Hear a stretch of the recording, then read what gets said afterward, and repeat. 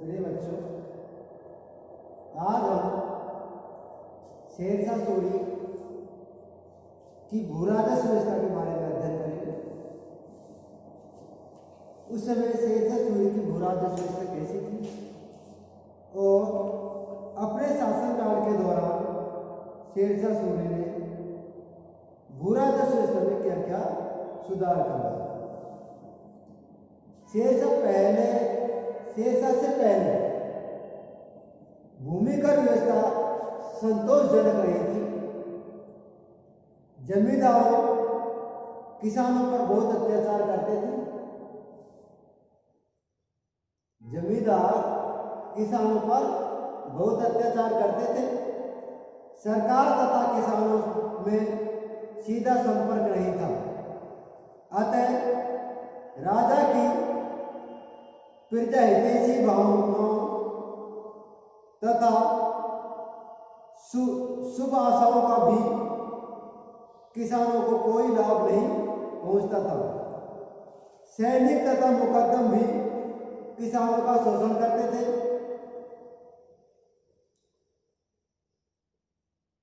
परिणाम स्वरूप एक ओर तो सरकार को घाटा रहता था, दूसरी ओर किसानों की अवस्था संतोषजनक नहीं थी, शोचनीय थी।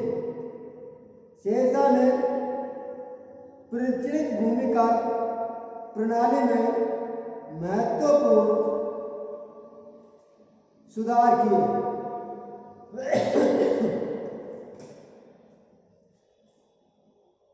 जो उसकी एक महान सफलता मानी जाती है।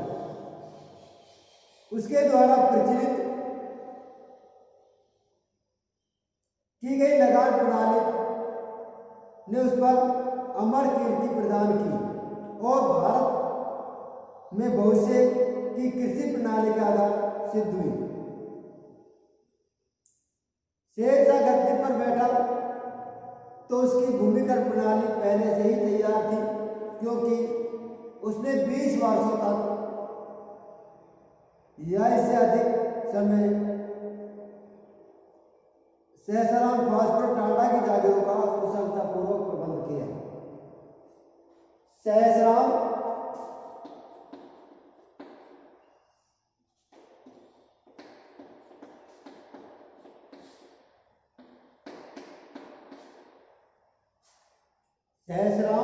टांडा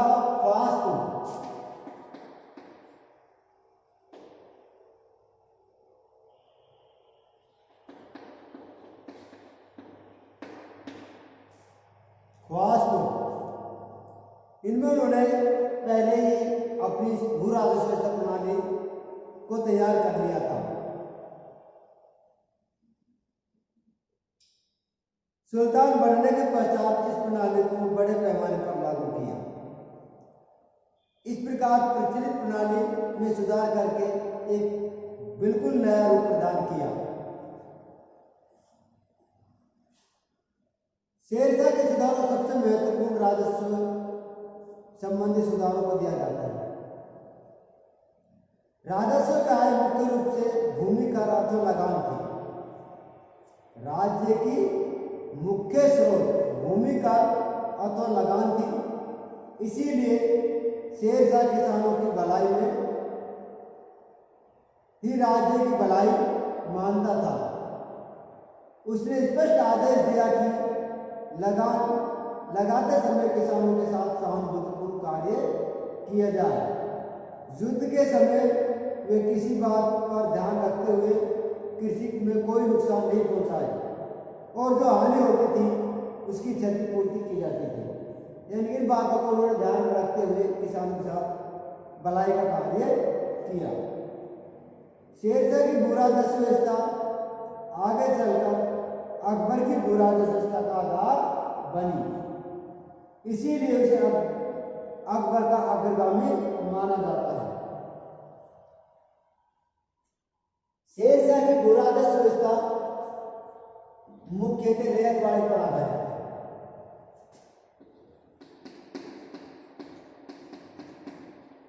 शेरशाह की भूराजस्व व्यवस्था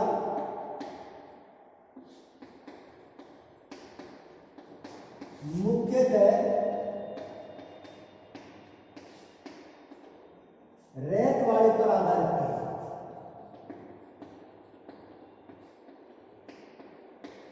रेत वाली पर आधारित थी। रेत वाली का मतलब होता है सीधा किसानों से संपर्क करना, यानी कि उन्होंने सीधा किसानों से संपर्क किया और यह व्यवस्था पूरे साम्राज्य में लागू नहीं थी।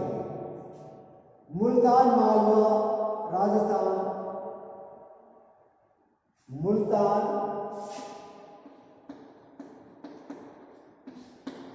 मालवा, राजस्थान,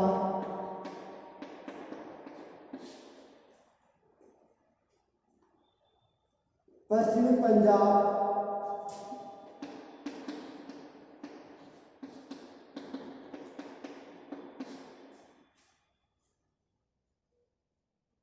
आदि प्रदेशों भूराजस्व का आकलन पूर्ववर्ती यानी बटाई एवं कनपूत प्रणाली भी प्रचलित थी। यानी कि बटाई एवं कनपूत प्रणाली पर आधारित थी।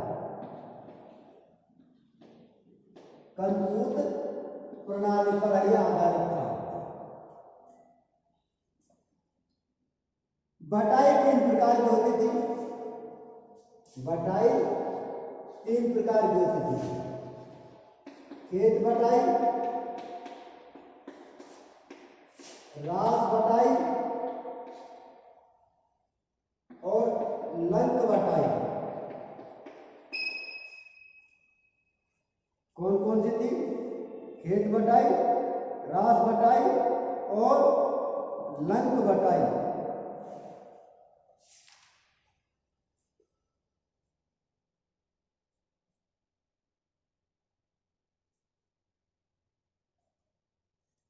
लगान की राशि निश्चित करने के लिए शेरशाह राज्य के समस्त भूमि की माप कर दी। यानी कि उन्होंने क्या करवाया? समस्त भूमि की नाप करवाई।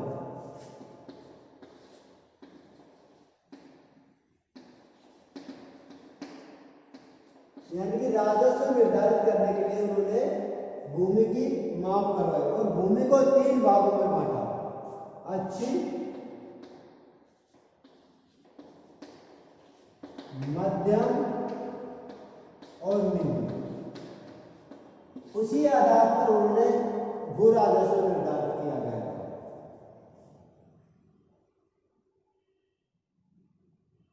इस कार्य के लिए उसने अहमद खां को नियुक्त किया गया था। इस कार्य के लिए उसको अहमद खां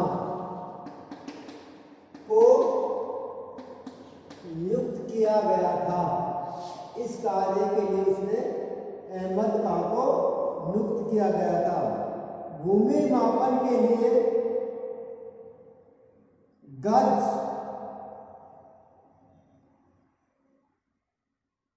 सिकंदरी का प्रयोग किया गया था।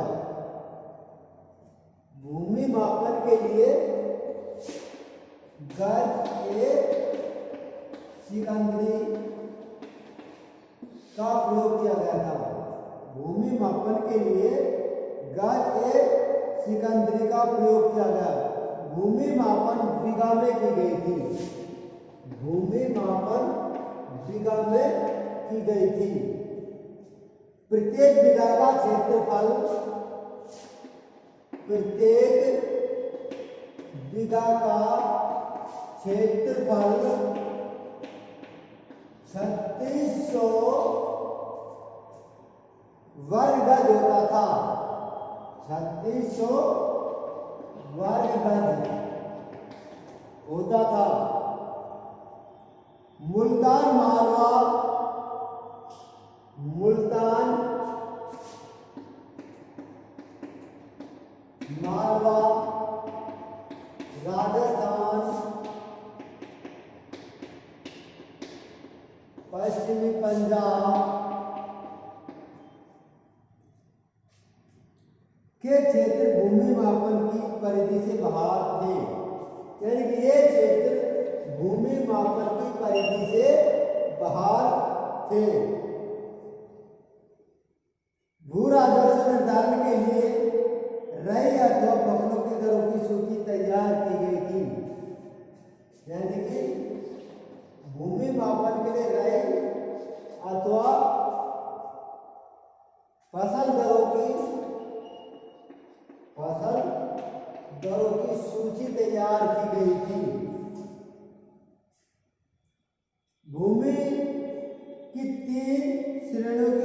उपज का भूमि की तीनों श्रेणियों की उपज का 1/3 भू राजस्व लिया जाता था। यह नगद एवं अनाज दोनों रूपों में लिया जा सकता था, यानी जिसकी जैसी इच्छा होती थी वो उसी प्रकार लगान दे सकता था। किंतु मुल्तान की उपज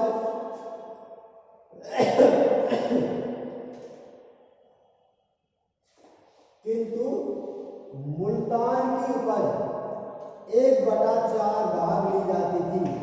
कुछ इतिहासकारों के अनुसार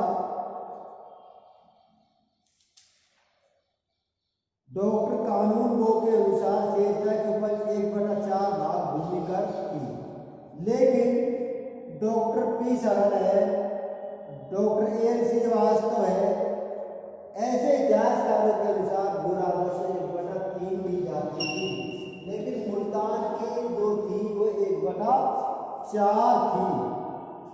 भू राजस्व नगद एवं अनाज दोनों रूपों में चुकाया जा सकता था, परंतु नगद की प्राथमिकता दी जाती थी, नगद को ज्यादा प्राथमिकता दी जाती थी।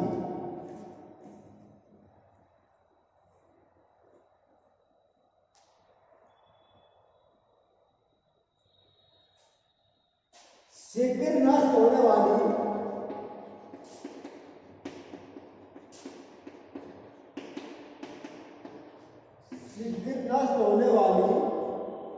वस्तुओं पर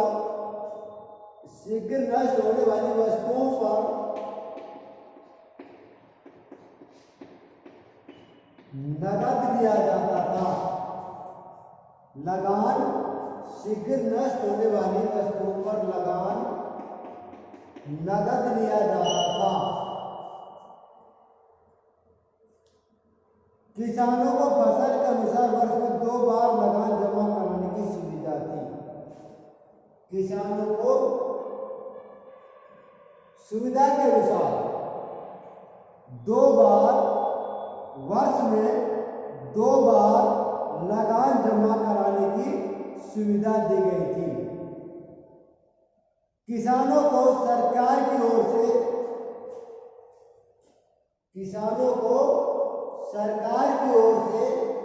पट्टे एवं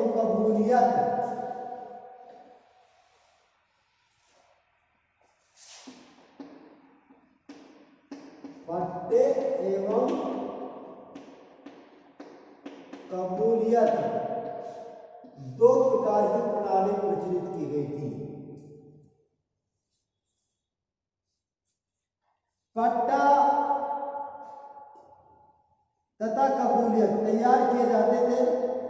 पट्टा में कृषकों की भूमि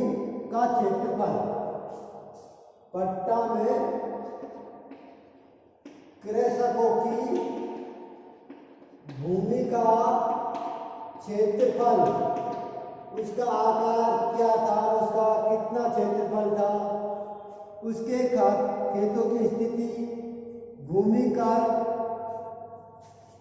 खेतों की स्थिति, भूमि का आदि निर्धारित किए जाते थे।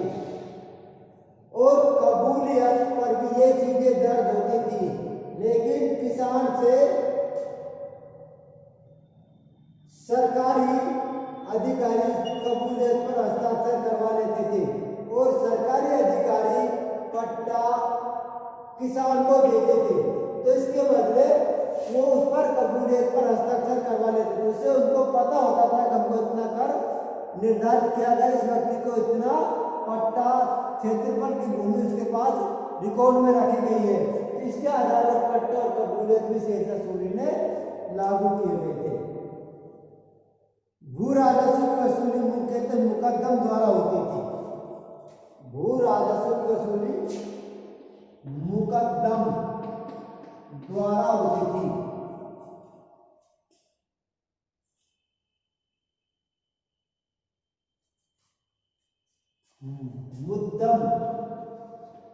मुद्दम द्वारा होती थी, परंतु कृषकों को स्वयं जाकर राजकोष में भी जमा कराने की सुविधा थी। परंतु कृषक कृषकों को स्वयं भी जाकर भू राजस्व जमा कराने की भी सुविधा थी। भू राजस्व के अतिरिक्त कृषकों को अन्य कर के रूप में जरीमाना और महसीलाना, जरीमाना और महसीलाना दो प्रकार के कर देने पड़ते थे। जरीमाना 2.5% और महसीलाना 5% कर निर्धारित किया जाता था। जरीमाना सर्वेक्षण शुल्क था जो भू राजस्व का 2.5% वसूल किया जाता था। इसी प्रकार महसीलाना कर संग्रह शुल्क था, यानी कि कर एकत्रित करने वाला अधिकारी को ये महसीलाना कर 5% दिया जाता था।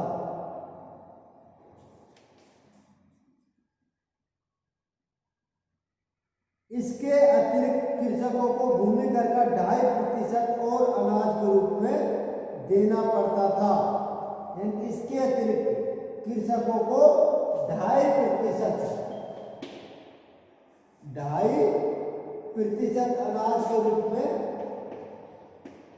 अनाज के रूप में देना पड़ता था।